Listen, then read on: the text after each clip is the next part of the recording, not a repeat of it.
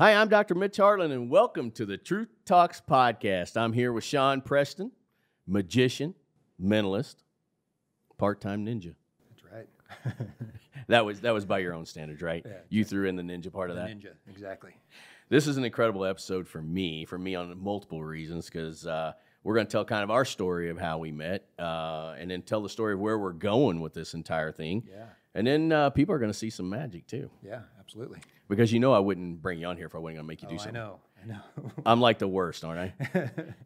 My biggest fan. That's what I like to think about it. That's a true story. I am. I mean, I'm easily mesmerized, right? I've had you come perform at my house for different things. We've had you perform in different events that we've done. Yep. Every time, everyone's blown away, right? It's just magic in and of itself. But then it's also good if the magician's good, right? Yeah, absolutely. So obviously you were good, or I wouldn't have had you back second time. You know that. That's what I like to think. So. Yeah, I don't like you good enough to bring you back second if you sucked the first time. So we want to talk a little bit. How did you get into magic? My dad got me into magic. He wasn't a magician by any means, but he loved tricks. He loved puzzles. And he always had little magic tricks, little pocket tricks around that he would show me when I was really young. And I was just fascinated by it. And as I got older, my dad would take me off to the magic shop nearby and spend my allowance and buy a trick, and then he'd always buy a trick.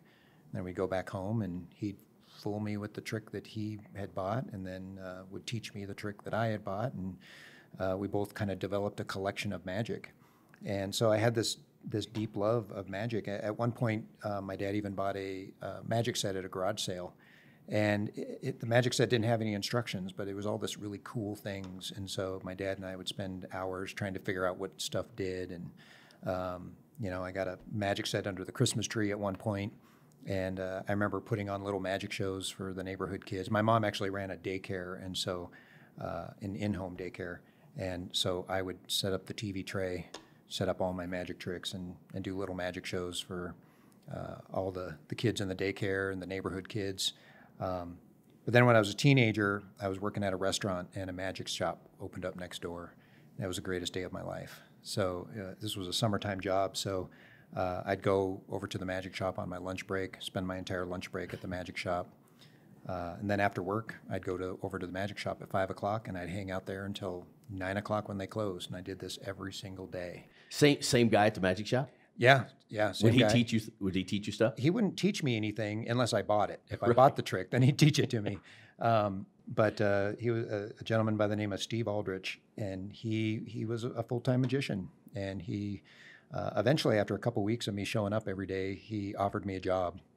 And of course, I said yes. So I started working at the magic shop, and he really took me under his wing and started teaching me not just magic, but really how to learn magic, and gave me a foundation of how to learn sleight of hand, and gave me a guide as far as what to learn first and how to learn, and told me the right books to read and the right people to talk to.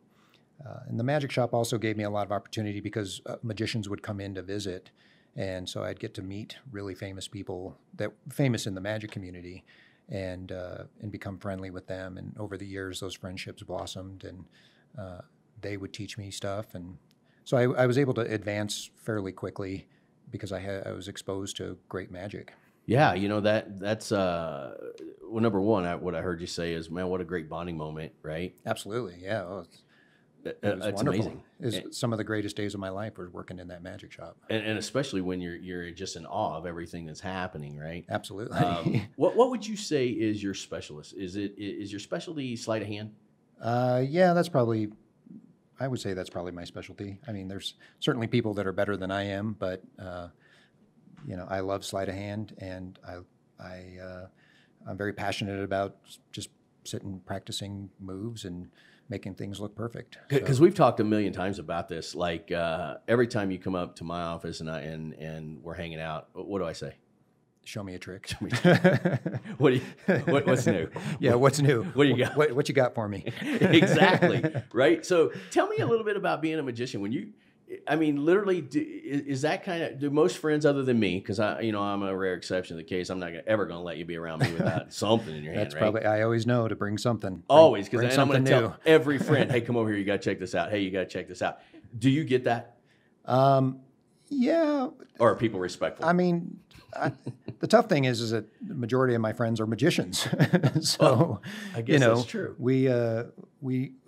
We don't always try to fool each other, but every now and again we'll get together and, I'll kind of plot something so that I can show them and hopefully fool them. And they do the same thing. I have a couple of really good friends that, we'll send videos back and forth of new stuff that we're working on and hopefully try to fool each other. But it's also a camaraderie. So we'll sit and go, did I get you on that? Well, let me show you what I did. And, Now, you guys share information, but there's still this kind of rule. Oh, right? yeah, absolutely. That's For all sure. your proprietary stuff. For sure.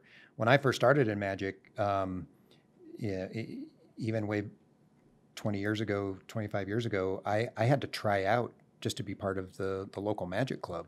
They didn't just let anybody in. You actually had to try out and show them what you did and show them what you knew. And then they had to take a vote and decide if they were going to let you in. They still try to live by the idea that magic is a kind of a secretive art. But there's also a little bit of a fine line because you also want to see magic grow. And so magicians will share, but they're usually pretty selective about what they're going to share and who they're going to share it with. So well, I was always impressed because it's probably time we let people in on this, but you're going to be going on tour with me. Yeah. And this is going to be all about the Simply the Truth tour. And it's based on the book series Simply the Truth, which is about relationships and success stories. Mm-hmm. And I always knew that I wanted magic to be involved because I think that really exemplifies life. Like what you see is not always real. And so many times we get hung up on the story of you walk in, your wife's on the phone, she hangs it up real quick. First thing you think of, oh my God, she's having an affair. What's going on? Right. When in fact she was preparing something for your birthday 3 months down the road, right? Yeah. That's similar to magic where you have something in here, you close your hand and it's gone. Well, wait a minute. We know that it just can't do that. And physics and science tells you that it just can't, but it did. Right. And so that's kind of that element of surprise, that element of wonder, the element of whatever, but it also makes you think a lot. Like if you take the same idea of what we're going to be doing on tour with this stuff, it's really showing people that you really got to stop and think rationally and logically before you jump to all kinds of crazy situations. And we're going to show that through magic. Right. Which kind of brings me into this next point. You had told me that I got to go to New York and I got to see this guy, right? Yeah. You said this show is amazing. You have to go see it. And you said it's going to be similar to something that we're going to be doing. I went and saw that show, but I want you to talk a little bit about that. Yeah. So a friend of mine by the name of Derek Delgadio put together a show, performed it in L.A., and then moved it to New York. I saw it in L.A., and then I saw it twice in New York. And it is quite possibly the best show I've ever seen. And I wouldn't necessarily call it a magic show because it was very much a kind of almost an autobiography of his life. But as a magician, of course, magic was part of it. But the magic that he did had so much meaning to it, and every single piece in there related to him in a personal way, and then he was able to communicate to his audience and share the power of what he was doing and the story that he was telling. I've never been to a magic show that brought me to tears, and I literally was sobbing at the end of the show. And I mean, how often does that happen?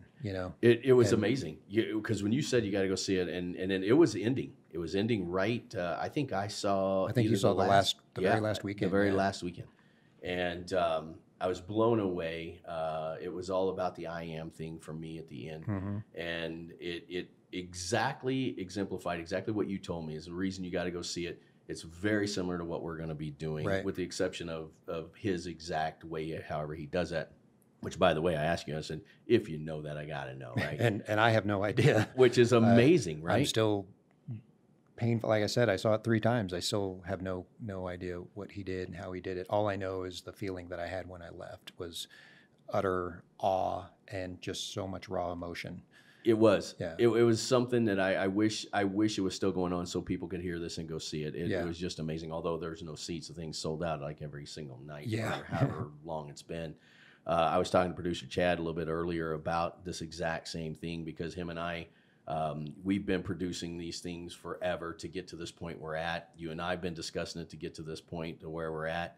I even was talking to him about a show that we saw with Dr. Phil, and he was doing a podcast and with one of the comedians, and they were talking about how, you know, it took so long for him to finally get his break. And I know a lot of that happens in magic too. It's a little bit of who you know, how you know. Yeah. Obviously, you got to be good at it. I want to talk a little bit about the community of magicians, though. It seems like all of you know one another. Magic is definitely a very tight-knit group and really quite a brotherhood. There's a lot of guys that practice magic. There's a lot of hobbyists. There's a lot of enthusiasts and historians. Magic has just a wide range of people that are involved in it. There's full-time pros, there's part-time pros. But the one thing that holds us together is the fact that we all love this amazing art. And you know, I've always said if I ever needed to stay at somebody's house, if my car broke down in the middle of nowhere, the first person I could call would be a magician, and they'd let me crash at their house. They'd drive to pick me up. It's just this amazing brotherhood that anywhere you are in the world, you can reach out to a magician and they will bend over backwards to meet you, to help you, to be there. And we were even talking in our show about consulting. You're like, listen, I got 3 guys I think that I can consult with to do what we're going to do. Yeah. And that's, like I said, it's a wide range of different magicians. There's creators, there's guys that are kind of the brains behind the big names. There's the performers, there's the creators. And so when we were talking about doing the tour and what kind of material we wanted in there, you know, I don't find myself to be a creator per se, but performing is kind of my niche. And so we talked about finding a consultant that would kind of help us create the magic that I would ultimately perform. Well, a lot of our listeners probably ought to know this right now too. You just signed a big deal with HBO. Yeah, it's pretty awesome. I get the first 3 months for free. Right. And I'm locked in. It's a hell of a deal. I'm pretty excited. Do you have anything going on with Showtime? What's that? Anything going on with Showtime? I'm working on that one. Might be able to get that as a bundle deal. I remember one of the times I watched you perform, man, I was hook, line, and sinker. I'm like, well, all right. And then you threw that one out. I'm like, all right, now wait, come on. That was. Oh, he's a comedian too. He's a comedian too, which that's part of the art, right? Yeah. I mean, that's the diversion. That's what works for me because that's kind of my personality. Not everybody is like that, you know. Again, magic has a wide range of different types of performers even. So I liked it. That's why I knew a long time ago. Now, this is kind of crazy. So I was looking, my kid was really big into Harry Potter when he was young. And I was looking into some stuff and somehow or another I run across your name. And I give you a call. I didn't even know if you did that kind of stuff because I knew you do corporate events and all that. We call you up, you come to my house, you do this performance. And of course, I love to share that excitement because for me, half of the excitement is watching other people be excited, right? Yeah, sure. And so, I don't know how many people we had. We had a lot. And it was actually for a kid's party. Yeah. But I told all the parents, no, you got to stay for this. And I didn't even know how good it was going to be, but I just felt it. I knew it. I'd seen some stuff that you'd done. Man, people talked about that forever. Like forever. And then of course we've had subsequent parties of which you've done. And still, do you remember the stamp on the hand? Yeah. And how it ends up getting on somebody else, and it was the craziest thing. You never even touched this guy. It was insane, right? Yeah. That still gets brought up every single time that I see this couple, right? Like, hey, you still talk to that guy? Well, yeah, I still talk to him. And like, did he ever tell you how he did that? I'm like, no, he won't tell you. That's kind of the weirdness of them guys. He'll never tell you how to do it. I mean, we could tell you, but have to kill us? Yeah, exactly. So do you do more, you do a lot of mentalist work, which is what I love, which is what we're going to be bringing to the show. But you also do card tricks, tons of card tricks. What's your favorite to perform? I guess my favorite is doing close-up sleight of hand magic. I really love the close-up interaction with people. I love being at a party, like say a corporate cocktail party, and just mingling with the guests, and going up to a group of 4, 6, 8 people, and just blowing their minds for 10 minutes, 10 or 12 minutes. I love that. I love bringing people the sense of wonder and amazement, and just showing them something that they've never seen, and giving them those feelings and those emotions that they may not have had in years and years and years, that childlike wonder. I just love that. I think everybody's into it. I mean, everybody's into magic at some level.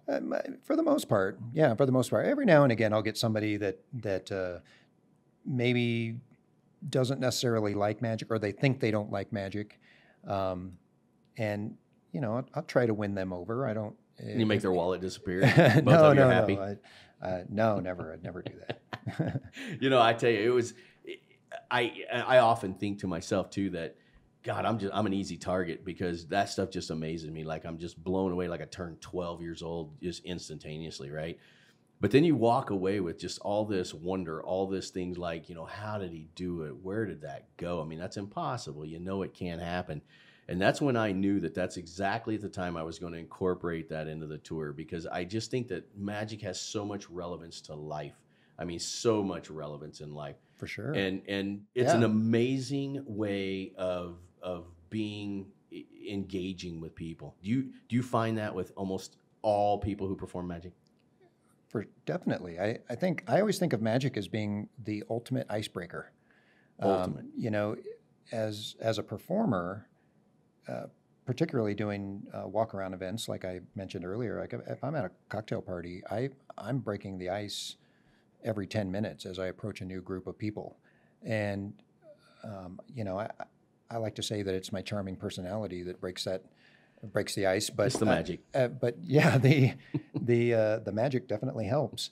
And, when people find out that you have something unique and something amazing to offer, they want to tune in, they want to see what you have. And so by having a small little repertoire of magic, even a business person that wants to break the ice in a meeting, or the introvert that wants to break the ice at somebody's house, or going to meet the parents, or whatever the case is, doing a really fun, cool magic trick can definitely help. Because we're going to have you do some magic for us right here on the show. Yeah.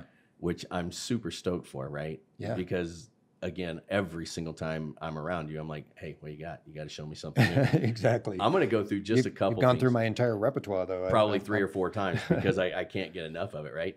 The cell phone thing, how you do that, I have no idea. Person, magic. place, or thing. Well, it's magic, but still, whatever. It's a person, place, or thing, right? That one is the most talked about that happens. It blows everybody away. So I'm going to turn away. I want you to, and by the way, I typed in Google, images of, because I want to force Google to bring up a bunch of images. Okay. All right. That's easier for you to concentrate on, because that's the way our brain works. It works in pictures. All right. So you're going to finish that sentence with whatever it is you're thinking of, a person, a place, or a thing. Okay. And then you're going to hit the little magnifying glass to force Google to search for images of whatever it is you have in mind. Okay. Okay. I'm going to turn away so I can't see anything. Got it? Got it. All right.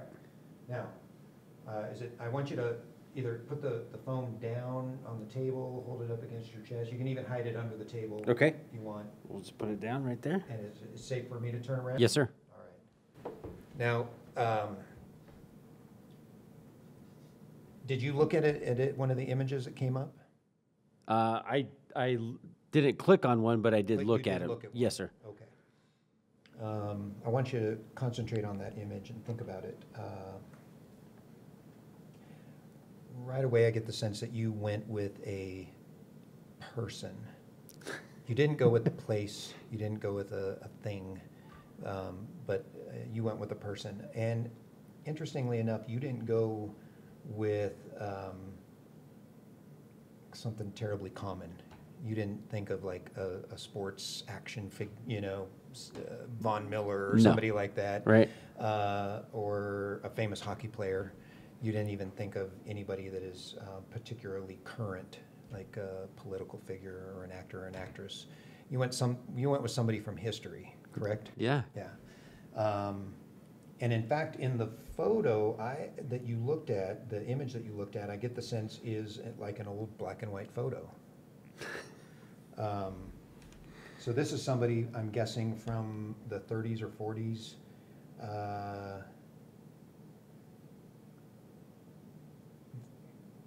Very famous at the time, but wasn't an actor. In the picture, this is a male, and is he wearing a hat? Yes. Is in a suit?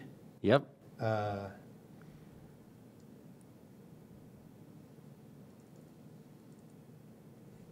And you were thinking his proper name, first and last name too, weren't you? Yes. It starts with a B. Yep. If I'm correct, you were thinking of Bugsy Siegel. How the Yeah. did you know that? Oh, hold on. Let me. Wait, my phone went into screensaver mode, but there it is. So there's the picture of Bugsy's mugshot with his hat on. Like,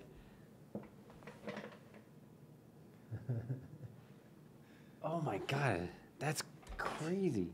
Some of the other things with the Rubik's Cube stuff that you do, unfreaking believable. How long does it usually take to really master a trick? It depends on the trick. There's tricks that I've been working on for 15 years, and I'm constantly trying to improve. I'm constantly practicing to see if there's a way to make them better. But then there's other tricks that are maybe a little bit easier, and they were within my the methodology was in my toolbox of sleights that I know, and so it's real easy to do. If there's a trick that sometimes it requires more sleight of hand and methods that I don't necessarily know, so then not only do I have to learn the trick, but I also have to learn the sleights necessary to be able to do it. And then once I get those sleights down and I practice the trick, then I've got to learn how to do it in front of people. And so there's kind of a process when you're learning stuff. I start by practicing in front of the mirror. Well, practicing to myself, and then I practice in front of the mirror and make sure it looks good to me. And then I practice on my friends and family, and then eventually I have to break it out in front of live audiences and real people, and gauge their reactions and figure out what I'm doing right, what I might be doing wrong, and then fix that. If I'm doing something wrong, I have to fix it. So you can only practice in front of the mirror so much and get the moves down, and then you've got to get it into your working repertoire and get it out in front of real people. And sometimes that can take days, weeks, months. But you got two people at your house. So you got your son and your wife. Yeah. They sick of magic? I decided early on that I didn't want to torture my family with magic. So they're very, very supportive. It's tough to show my wife because after 22 years, she knows a lot of my moves, so, but that's why I will often, practice magic on the local barista at the coffee shop, or, I have. Have you done that before? Will you just walk into a place and do something? Absolutely. I love doing that. Oh, that seems like it would be the best. My local coffee shop, I used to go in there every day, and just like you, they would go, "What do you got for me today?" And so I would show them something that I was working on, and, and for me, and every magician is different, but for me, I would then ask them, what did you see? Did I fool you? Did you like it? Because I want to gauge those, and those baristas and my friends that were at the coffee shop would be a trusted group of confidants that I wouldn't necessarily show them what I was doing, the method, but I would ask them, did you see anything that you shouldn't have? Did you fool it? Did I fool you? Did you like it? And then I would go home and I'd practice more and fix it and make it performance ready. What about like the Penn and Teller? What's it called? Fool Me or something? Fool Us. Yeah. Fool Us. Are those all top of the line magicians that are fooling these guys? Yeah, I would say so. I mean, they've made it onto that TV show, and not everybody fools Penn and Teller. Those guys are pretty well versed in magic. Well, that's what I see. So when somebody like that gets fooled, is that when you're like, whoa, that was amazing trick? Yeah, I think a lot of the guys that are fooling Penn and Teller are really creative people behind the scenes and are coming up with methodology that Penn and Teller probably aren't familiar with, and so that's the first step to fool them is being creative and coming up with something new and original, something that nobody else has ever seen, and then of course executing it flawlessly. And all of those guys are doing that. It's one of the best shows, even for magicians. Magicians love watching it. Yeah, that's what I was telling my wife just the other day that I want to get my son into golfing. Of course, he golfs and he really likes golf because golf is one of those things that you can take in business and personal and all this other stuff. Well, magic is the same way. And so, I'm hoping that kids watch this podcast and start developing this kind of love for magic because it just opens so many doors in life. I mean, just so many doors in life. But also, you've showed me a couple tricks, and it takes practice. I think some people think that, oh, wow, okay, well, that's cool, and have no idea what actually goes into that. Oh, yeah. I've always said that magic is one of the world's best kept secret, because people don't really realize how big magic is, nor do they realize how much thinking and how much practice and how much effort goes into executing a trick in front of people flawlessly.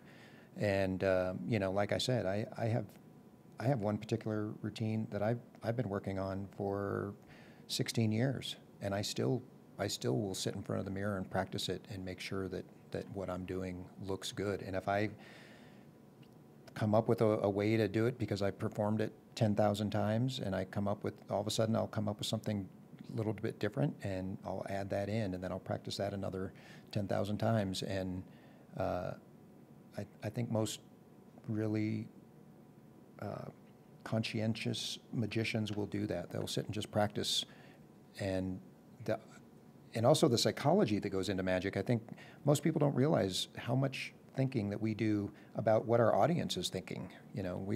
I think magicians have to a certain extent, be masters of psychology too, because we have to be able to know what our audience is going to think, so that we do our moves and do our routines and do the magic the right way. Well, that's kind of what, we just had a comedian, Josh Blue, on the show, and we were talking about how he feeds off the audience. Yeah, now, obviously, you're doing the magic, and you have something designed to do, but is there some of that, too? Do you feed off the energy of the crowd? Absolutely. Oh, my gosh.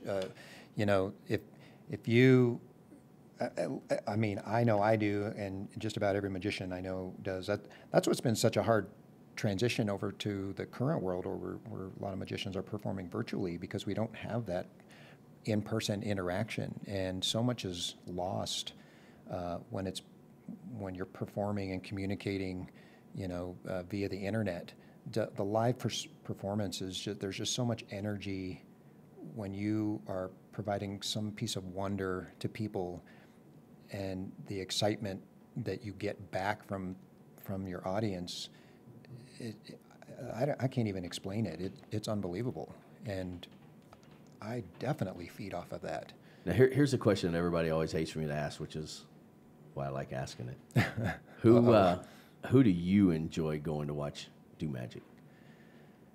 Yeah, there's a handful of magicians that were extremely influential. Now you got to name all your friends. Right, yeah. I mean, other than all your close friends that do magic. Right. No, there's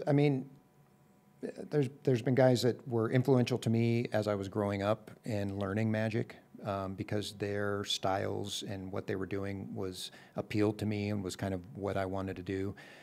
Most of them you've never heard of, but two of the most influential magicians for me were Mike Caveney and John Carney, who are both magicians out on the West Coast, brilliant and entertaining and just creative and amazing sleight of hand. I mean, I studied what those guys did. I studied video clips. I studied books. I studied everything that they ever wrote about magic and their performances. Currently, you know, I love watching David Blaine. I love what he brings to the table. I love Justin Willman. I think he's brilliant. See, I wondered that as a magician, because it seems like the kind of big stage things that, you know, you're a long way away. They're making the Statue of Liberty disappear, stuff like that. Yeah. It feels to me when I'm watching like yourself do sleight of hand. I don't know. For me, that's the bigger awe moment for me, because when somebody, you know, there's a curtain and it drops and the Statue of Liberty's gone and all that, I'm like, oh, okay. But when I'm watching sleight of hand, I'm sitting there watching it and the stuff just disappears. Yeah. For me, that's different. But you like the bigger stuff? I mean, I like it. I mean, I'm a magician. Of course, I like it. But what trips your trigger? It doesn't really appeal to me. I decided early on that I didn't want to do the great big stuff. I wanted to. Well, tigers are expensive. Yeah, exactly. And you have to feed them so much, and you know. And then they bite you. Yeah, they bite you. It's a bad day. I decided early on that I wanted to have an act that I could take with me on an airplane and travel, and I could play for the biggest audience. So in our business, we call it pack small, play big. Yeah. And I decided that that's what I wanted to do. I didn't want to have a big, you know, series of semi-trucks or train cars filled with illusions and animals. And, you know, there's some people that appeals to them. And no saw, no girls, no no death blood. saw, no dancing girls. That is impressive. It is. I mean, there's guys that have done very, very well with that, but it wasn't me. Well, we all know magicians make millions. Well, not all of them. But it is a career. It is definitely a legitimate career. Except for COVID. I remember my parents telling me early on when I actually dropped out of college to pursue magic, and my parents said, you will go back to school, you will get your degree, and you can fall back on magic. And years later, when I did shift my career over to, because I did go back to school and I did get a degree, and I worked in the corporate world, but eventually I decided this is not what I want to do for the rest of my life. I really want to perform, and so I did transition over to being a full-time performer. And I think then my parents realized that it was a viable career. And, you know, I think like anything, it's what you make of it. But I worked really hard to make it a viable career. Well, you've played all over the place. Yes, I've played all over the country. I've been very fortunate in that respect. And I think it took a little while, but my parents really realized that it could be a viable career where I can support my family with it. And I don't make millions, but I live comfortably, and I do well prior to COVID. And right. You know, I wouldn't change a thing. It's been a great path. Well, we want you to make millions because you're going on tour with me. So if you're making millions, that means I'm doing all right too. I'm looking forward to it. Yeah, so we're certainly going for that. Let's do it. We're going for that. But I know, again, we're going to bring out a lot of the mentalist type of stuff. That's another section of magic that I absolutely love. Because you're bringing in real life, real situations, and yet absolutely coming up with this mind-blowing reveal. Again, you know, obviously, it would be a different show if we were revealing all the stuff you did, plus take away all the magic, which is not okay. But I want to segment into that exact thing when that TV show came out, where this guy was dressed in just this black hoodie thing and a face mask on, and he was revealing all these magic tricks. Do you remember that? I do, yeah. How the hell magician. Did he get away with that? You know, I don't know how he got away with it and why magicians didn't hunt him down, but yeah.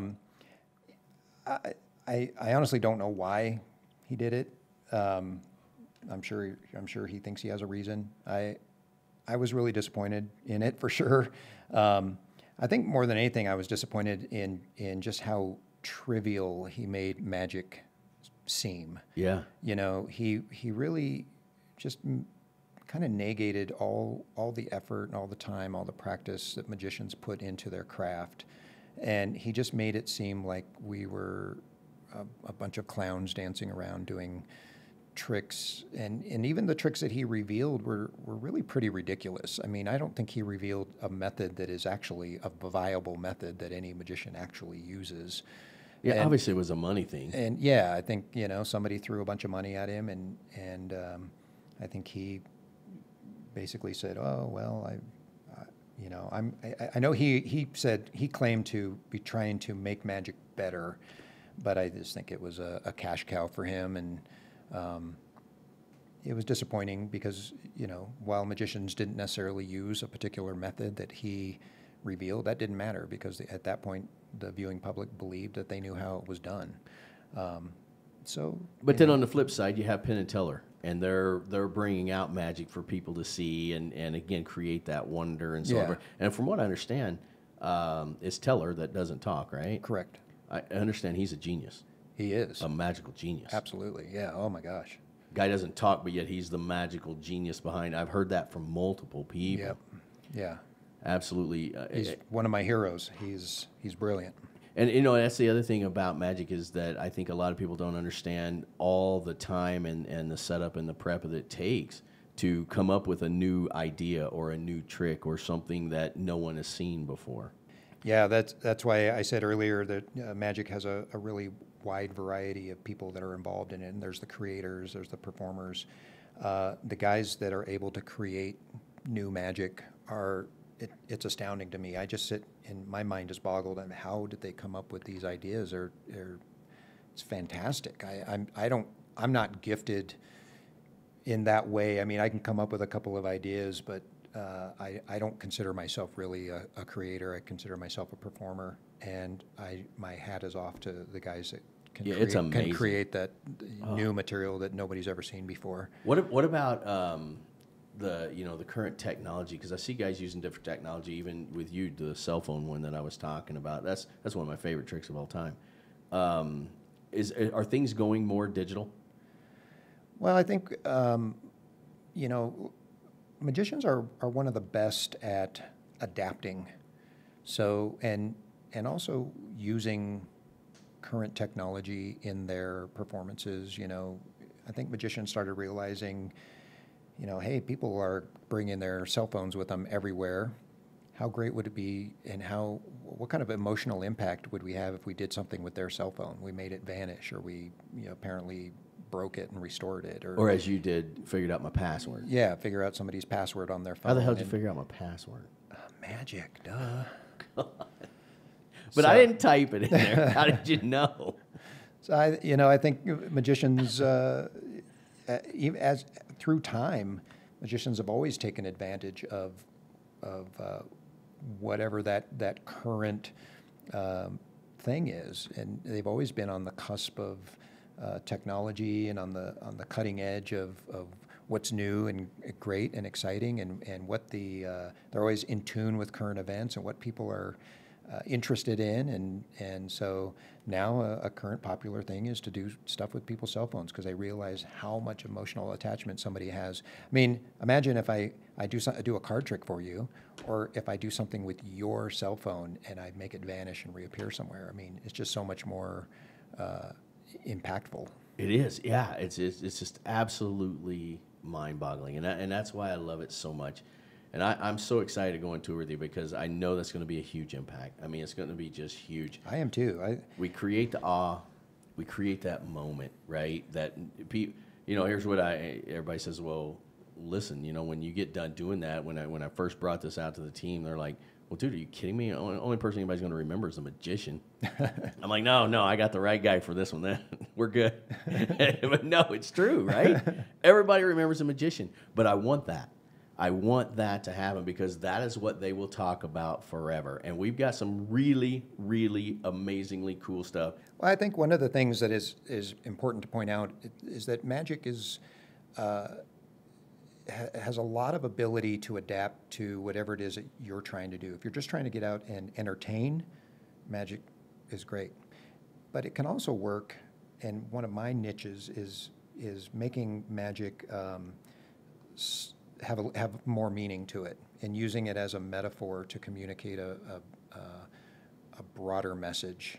And that's part of why I'm excited about going on this tours, because it's going to allow us to, and allow me personally to expand and be able to produce magic and produce routines that aren't just a quick, cool trick, but more impactful, because I want people leaving the show kind of like I did when I left Derek's show in New York, in tears. Yeah. In literally tears of joy and tears of amazement, because I was touched so deeply. And even though it was a magic trick, it hit hard, and I want to be able to provide that to our audiences. Yeah, and I'm excited about this opportunity, because I think magic will serve as a great metaphor to be able to do that.